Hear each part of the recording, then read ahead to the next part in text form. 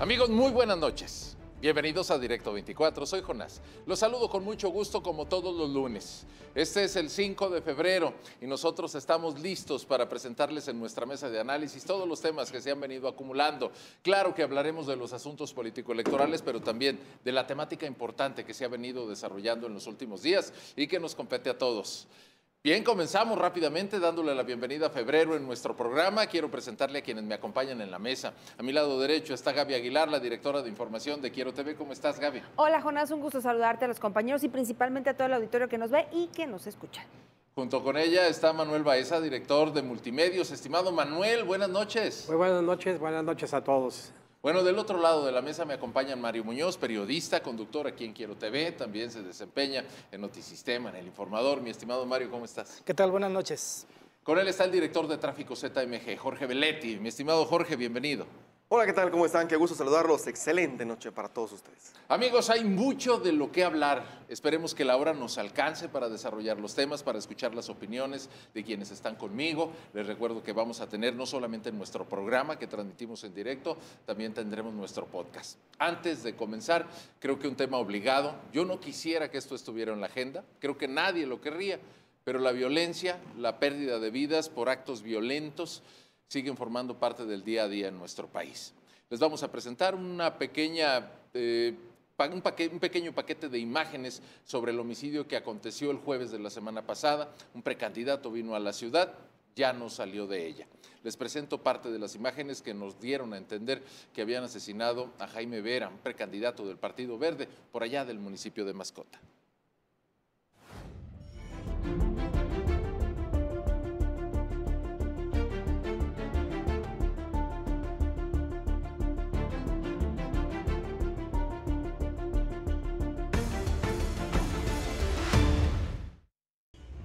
Bueno, esas son las imágenes. Esto ocurrió el pasado jueves en la confluencia, en el cruce de Moctezuma y Manuel J. Cloutier, ahí en Zapopan.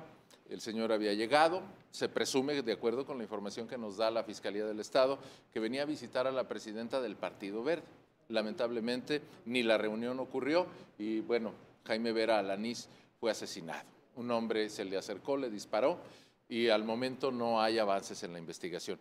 Y para darle pie a que den nuestros comentarios, aquí quienes me acompañan en la mesa, quisiera presentarles una pequeña síntesis de lo que ha sido la violencia que está haciendo o cegando vidas entre quienes son políticos, quienes son funcionarios públicos e incluso quienes forman parte de su círculo cercano. Estas cifras nos van a dar pie para luego cederle la palabra a nuestros invitados. De acuerdo con la organización Data Cívica y el Programa para el Estudio de la Violencia del CIDE, en el periodo 2018-2024 suman 1.639 ataques, asesinatos, atentados y amenazas contra personas que se desempeñan en el ámbito político, gubernamental o contra instalaciones de gobierno o partidos. De estos, 941 fueron asesinados. El estudio indica que 78% de las personas víctimas en este periodo son hombres, de los cuales 9.2% tenían una candidatura al momento del ataque. También se evidencia que el 47.9% de las víctimas eran funcionarios públicos y el 7.7% eran familiares de personas involucradas en el ámbito político. Al momento de hacerse un desglose estado por estado, Guerrero lidera la lista de entidades federativas con más ataques. En total, 11.5% de estos ocurrieron en Guerrero. Por otra parte, en la lista siguen Veracruz, Guanajuato y Oaxaca. Estos 4 estados representan el 38.4% de los eventos violentos registrados. Tijuana lidera la lista de municipios con más ataques, seguido de Celaya, Taxco de Alarcón y Chilpancingo de los Bravos. Con información de Jorge Octavio Navarro, Quiero TV. Bueno, pues ahí tienen ustedes, amigos que nos acompañan esta noche, la realidad que nos golpea, la violencia que llega hasta quienes son candidatos, son funcionarios, exfuncionarios e incluso a quienes son sus personas cercanas. Esto me llama mucho la atención, no sé ustedes cómo lo ven, Manuel, Gaby, Mario, Jorge, después que la semana pasada el Tribunal Electoral advirtió que la criminalidad puede incidir en el proceso electoral. Yo les doy la voz, pues seguro ustedes tienen ya un análisis elaborado. Sí, pues según lo dicho, una persona se le acercó a Jaime Vera, estaba él saliendo de una lavandería, según los testigos y lo que se investigó en las cámaras de seguridad, alguien se acerca, lo saluda de mano, le da un abrazo y aprovecha para darle un tiro y después ya en la cinta asfáltica, cuando estaba el cuerpo de Jaime, bueno, pues ahí lo remata. Y son ya 10 políticos que han sido asesinados en estas precandidaturas a partir del 21 de diciembre a la fecha y bueno, pues la verdad está complicado el tema de seguridad que pues nadie ha levantado la mano para pedir más seguridad, únicamente el presidente del PRI fue el único que salió a decir que reforzaran de favor la seguridad con los candidatos y bueno, y los precandidatos pues, y eso es muy importante, hay que blindar esta elección y necesitamos paz. No puede ser que llegue a estos extremos la violencia y bueno, un precandidato menos y 10 a partir del 21 de diciembre a la fecha que han sido asesinados. Mario, no sé si tú ya tengas también Bueno, una lectura creo que lo que levanta un poquito la polémica es la declaración que dio Claudia Sheinbaum el fin de semana aquí en Jalisco, pero creo que vale la pena dimensionar un poquito el tema, porque evidentemente Jalisco tiene 4 veces menos asesinatos de funcionarios públicos o de políticos que, por ejemplo, Guerrero, 3 veces menos que Guanajuato o 2 veces menos que Veracruz. Entonces, creo que lo que hay que remarcar es que en Jalisco se tiene una información bien documentada a través del Instituto Jalisciense de Ciencias Forenses que te clasifica los homicidios con base en por ejemplo, perfil de servidores públicos o políticos. Yo no sé si en otros estados ocurra así, lo cual me habla de un subregistro, porque aquí en Jalisco sí lo tenemos bien identificado. Aún así, las estadísticas están por debajo que en otras entidades donde, por supuesto que la impunidad es lo que provoca este tipo de ejecuciones. Yo nomás les pongo algo sobre la mesa. Asesinan a policías con total impunidad a nivel nacional. ¿Nos sorprende que maten a precandidatos? A mí no. Sinceramente no, habla de una impunidad total, de que 95 de cada 100 ejecuciones que se dan aquí en el país prácticamente están en total impunidad. O sea, nomás se sancionan a 5 de cada 100 ejecuciones que hay en México y eso dimensiona más o menos la impunidad por la cual llevan a estos asesinos a estar haciendo lo que quieren en donde quieren. Y se trata de una realidad que en el anterior proceso ya notábamos. Conforme pasan los años, pues es un riesgo cada vez más grande el que estén las bandas delictivas, como se le conoce el crimen organizado, detrás de pues esta coyuntura que se está dando en estos momentos, ¿no? Como es el tema de las elecciones. La declaración que tú dices, a mí me llamó mucho también la atención que la diera. De momento dije, ¿a qué se refiere Claudia Sheinbaum cuando dijo, no sé si tenemos ya ahí la declaración para escucharla, cuando dijo esto? Bueno, por supuesto lo condenamos y lo que está haciendo la Secretaría de Seguridad Ciudadana del Gobierno de México es mapear el país. Ellos tienen mapeado el país para ver los lugares donde hay riesgo. Casualmente donde más riesgos hay es en Jalisco. Ustedes saben por qué. Entonces, para poder dar protección a todos los candidatos. Creo que es un tema general. Lo platicábamos, Jonás, también en la mañana, el riesgo que existe para todas esas personas que pretenden tener un cargo de elección popular, pero también hay otra realidad, que es que muchos se suben a este tema de la inseguridad, de los riesgos, para este golpeteo político de quién puede ser el responsable o quién puede tener la culpa, ¿no? Manuel, déjame preguntarte, porque creo que ya hicimos una lectura, pero ¿ya se está convirtiendo en actividad de alto riesgo buscar una candidatura o buscar un cargo de elección? No creo que sea tan de alto riesgo, pero sí de riesgo lo es. A mí me preocupa, uno, por el nivel de impunidad que existe. Sabemos que no, de todos los asesinatos recientes que ha habido de personajes políticos, no hay, hablo de candidatos, no se detuvo nunca al responsable, salvo que yo esté equivocado y por ahí hay algún dato. Y segundo, es un precandidato, ni siquiera es un candidato de un municipio, es alguien que aspiraba a la candidatura de un partido. Me parece que es demasiado pronto como para que se le tengan ahí una preocupación quienes tenían ahí bandas criminales o lo que sea. Y me hace pensar que si hay un municipio ya de entrada donde tiene que haber especial atención es en Mascota, porque, insisto, a un nivel tan temprano asesinan a una persona que aspira a un cargo en mascota, quiere decir que ahí hay alguna preocupación de grupos pues, directamente relacionados con el crimen. No veo otra explicación. Bueno, a mí sí me parece, no sé qué opinan ustedes, compañeros en esta mesa. Primero que nada, sí me parece muy oportunista el comentario de la señora Claudia Sheinbaum, porque llegar y decir Jalisco tiene más focos rojos que cualquier otro estado, bueno, ni tampoco es una cuestión de la que tengamos que evadirnos, porque sí hay problemas en Jalisco. Aquí tenemos el caso de Jilotlán de los Dolores, pero pues también es ignorar las cifras que ahí nos está dando la propia estadística. Veracruz, Guanajuato, qué decir de Michoacán. Si hay zonas ingobernables en este país, no están en Jalisco. Sí hay riesgos para quienes aspiran a cargos públicos.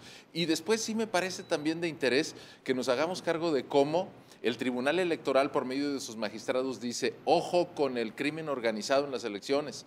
Los consejeros electorales dicen, a ver, calma. Nosotros nada más organizamos elecciones. De la seguridad que se encargue el gobierno.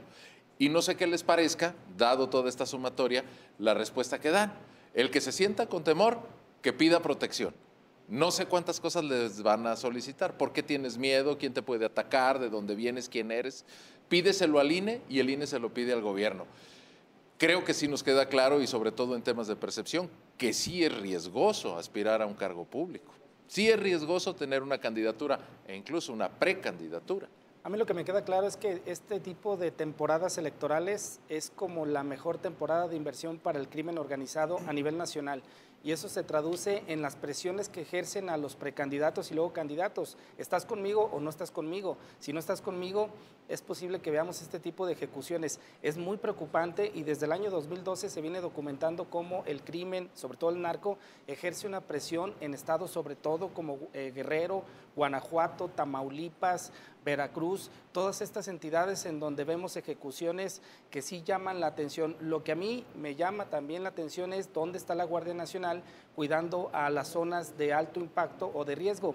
No se ve nada, entonces, pues sí, evidentemente forma parte de los grandes riesgos. Creo que los grandes riesgos que hay en esta elección 2024 es, por una parte, el abstencionismo, es decir, la gente que no va a salir a votar porque no está convencida, y por otra parte, la inseguridad que se detona a nivel nacional para todos los candidatos que pudieran estar en riesgo si no ceden ante las presiones del crimen organizado.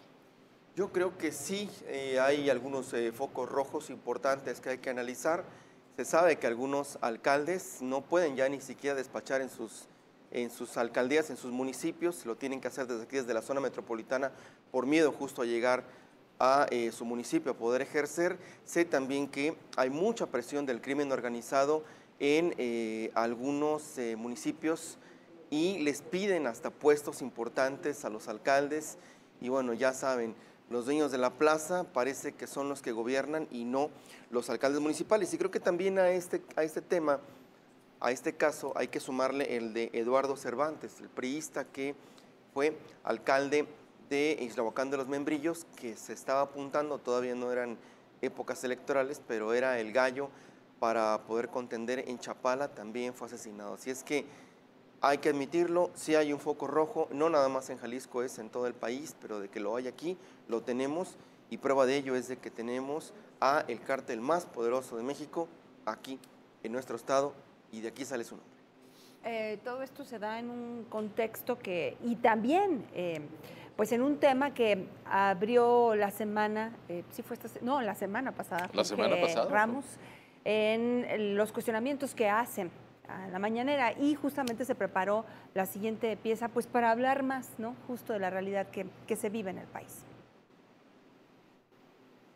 La violencia y los homicidios en México se constituyen en el mayor problema a resolver y el más denunciado en las elecciones 2024. La controversia tiene uno de sus espacios de mayor discusión en la rueda de prensa mañanera, donde la secretaria de Seguridad Ciudadana, Rosa Isela Rodríguez, aseguró en diciembre pasado que hay una reducción en los índices de homicidios en los 54 municipios del país con mayor violencia, pero también quedó exhibida la cifra oficial de muertes violentas cuando el pasado 29 de enero el periodista Jorge Ramos confrontó al presidente Andrés Manuel López Obrador en su conferencia matutina y le cuestionó que el suyo sea el sexenio con más asesinatos en la historia reciente del país, con las siguientes cifras: Sexenio de Felipe Calderón, 121.683 homicidios. Sexenio de Enrique Peña Nieto, 124.478 homicidios. Sexenio de López Obrador, 126.206 homicidios. El mandatario mexicano contestó con su conocida frase: y tengo otros datos. Y respondió, haciendo un comparativo de cifras hasta el sexenio de la administración de Carlos Salinas de Gortari. Afirmó que México es un país pacífico y que hay más fallecimientos por males cardíacos. Además, retó públicamente que no revisará ni cambiará su política de seguridad sintetizada en la frase abrazos no balazos, porque con esto se están atendiendo las causas que originan la violencia. El gobierno de López Obrador ha recurrido insistentemente en responsabilizar a los gobiernos estatales, a los que ha afectado con recortes presupuestales para las policías locales, a cambio de ponderar la presencia de la Guardia Nacional que, sin embargo, no ha logrado detener la violencia que se ha recrudecido en estados como Guanajuato, Baja California y el Estado de México, las 3 entidades con más homicidios en ese orden en el país. La temática sobre el problema de la violencia y los homicidios, además de lo expuesto en la mañanera, se recuperó después que el Tribunal Electoral del Poder Judicial de la Federación advirtió sobre la presencia del crimen organizado en las elecciones, mientras que el Instituto Nacional Electoral promovió un acuerdo con el Gabinete Federal de Seguridad para que se brinde protección a los candidatos que lo soliciten, después de pedirla al mismo INE. Te veo, Mari, te veo. Bueno, es que la demagogia a lo mejor la tranquilizamos apagando la televisión, ¿no? Y dejamos de escucharla. Pero el engaño que hace López Obrador, truqueando cifras y tratando de defender lo indefendible, me parece una farsa y una vergüenza para la investidura que representa, porque evidentemente vamos a cerrar con cerca de 180,000 ejecutados en este sexenio. Ya verá las cifras que va a dar al final el Sistema Nacional de Seguridad Pública. ¿Cómo defiendes eso? ¿Cómo defiendes casi el doble de lo que se cometió con Felipe Calderón cuando supuestamente inició la guerra contra el narco?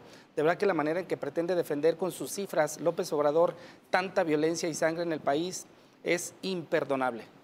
Señores, sé que tendremos opiniones, pero si me permiten, estimado Manuel, que hoy tú nos has compartido muy poco de tus puntos de vista, vamos a hacer una primera pausa. Les recuerdo que estamos en podcast, Directo 24, rápidamente al término del programa, ustedes lo podrán escuchar en cualquier plataforma. Regresamos después del corte, porque vamos a abordar otro tema que también es sumamente delicado, diría yo incluso espinoso, difícil de abordar, que es el de los desaparecidos. Pero la semana pasada también el gobierno del estado inauguró un centro para búsqueda de personas desaparecidas que será una dependencia del Instituto Jalisciense de Ciencias Forenses. ¿Qué alcance puede tener? ¿Cómo resuelve el problema? Es lo que vemos al regreso de la pausa.